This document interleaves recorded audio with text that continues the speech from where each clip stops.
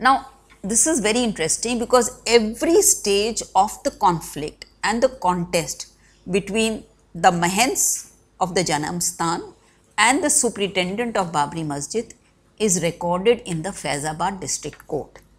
All these papers are there, and when the when the Allahabad High Court was hearing this case, then all these documents were handed over to the Allahabad High Court. So, what is the first? The first is a report dated 28th November 1858. This is an FIR which is filed by the Thanedar of Awadh. The Thanedar of Awadh files a report that 25 Sikhs, Nihang Sikhs, have entered Babri Masjid and they have started Havan and Puja over there. 2 days later, that is on 30th November 1858, the superintendent of Babri Masjid files a complaint. The same complaint, he says that 25 Sikhs have entered and that inside the Babri Masjid, they have started Havan and Puja, and with charcoal, koila, they have written Ram Ram all over the walls of the masjid. And he says that outside the masjid, but within the complex, Janam Sthan is there. And the Hindus had been coming for such a long time and worshipping at the Janam Sthan, but now they have entered the masjid and they are worshipping over there also. So again, the Allahabad High Court regarded this document as very important, because it said, because the paper is still there, no? The case that he filed, it's there, it was presented to the Allahabad High Court. So the Allahabad High Court said this is a very, very important document, because it's the first individual voice that we are hearing from Ayodhya.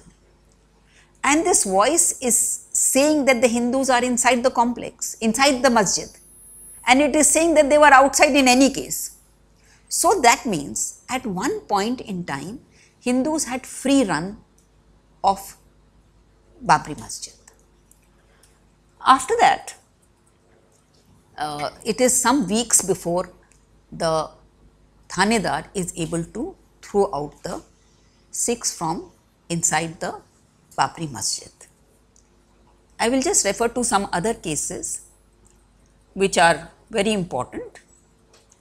There is an application by the superintendent in 1860, and in this application he says that, you know, the chabutra that has been constructed inside Babri Masjid should be demolished. He is asking the British.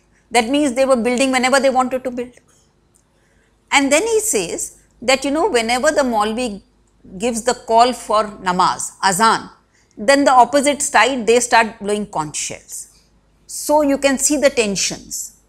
And this is important to note, because left historians have said that the Hindu-Muslim tensions at Ayodhya were engineered by the British as part of their policy of divide and rule.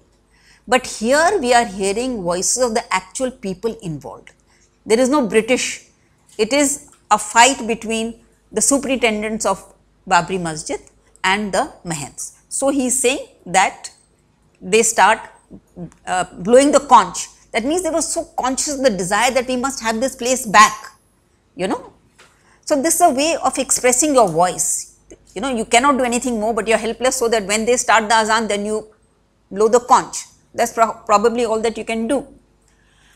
Then in 1866, there is another complaint in which the superintendent of Babri Masjid says that, you know, these Mahants, they have constructed a kothri inside the complex in a very illegal manner. And what is the intention of the kothri? Because they want to use that kothri to place idols inside. So he tells the British that you must please do something to help us. As it is, he says, we are able to continue over here only because of your help, because we are all the time being harassed by the priests of the Janamsthan. Then in 1877, we have a complaint, And this time the superintendent of Babri Masjid is saying that 5 years ago we complained to you British that Charan Paduka, the footsteps, please, they have been put there illegally, please remove them, and you have not done anything. And he says, why have you not done anything? I can understand, because you are not able to issue the summons to the mahants of the Janamsthan, because whenever you are about to come, they go underground. So they say that, for 5 years this order has not been served on them, and this worship is continuing. And then he says that, now they have also added a chula inside the complex. So they said there was a small chula, but now they have made a big chula. So now we have evidence of Chabutra, Kothri, this chula. So that means that there is a constant tussle. There is never any peace in that site. And it shows how determined sections of the Hindu community were not to surrender their claims to that site. And these are things, which normally we don't come to hear or know about in the discourse that is presented in the electronic media and the print media. Because all the evidence that we have is actually so much in favor of one party that it seems that, even I sometimes feel that, how is there nothing for the other side? It's all one-sided, because that's the way it is. Then in 1877, the Deputy Commissioner of Faizabad, he tells the court that I have constructed one other passageway, because at the time of Ram Navami, the rush of pilgrims is so much that we need to have one extra gate to accommodate the rush of pilgrims. So that means that the Hindu community was also not willing to keep quiet or to stay back. They were taking the risk and going to their premises and actually doing parikrama and worshipping over there. Then the next complaint is very, very interesting. It is dated 1882. Again, it is the superintendent of Babri Masjid who is complaining to the British. And what does he say? He says at the time of Ram Navami and Kartik Mela, it is the practice that we allow shops to be set up inside the premises which will sell, prasad, flowers, etc. And the rule has been that whatever the sale is made, we will divide the thing 50-50 between the mahants and the superintendents of Babri Masjid. But this time, he says the mahants have changed the ratio of the sharing of the proceeds, and you please restore the old ratio. So the Faizabad district court, they say we cannot change the ratio because you have admitted that the whole complex is not yours. It's not in your possession. And this also means that during those days there was no namaz being offered, because you cannot have a mela and celebrations of Ram's birthday. That means that there was no namaz in these days also. So this is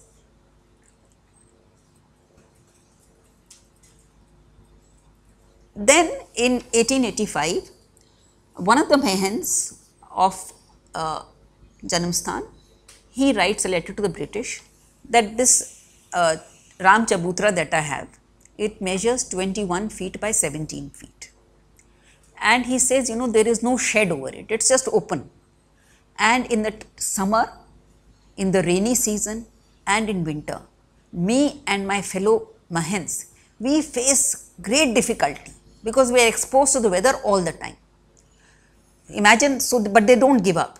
So he says, can we construct a small temple on this area that is already in my possession? This case, this appeal of the mahant is heard by 3 levels of the British judiciary. All of them say the mahant has a very strong case. The area is in his possession and he is exposed to the elements all the time.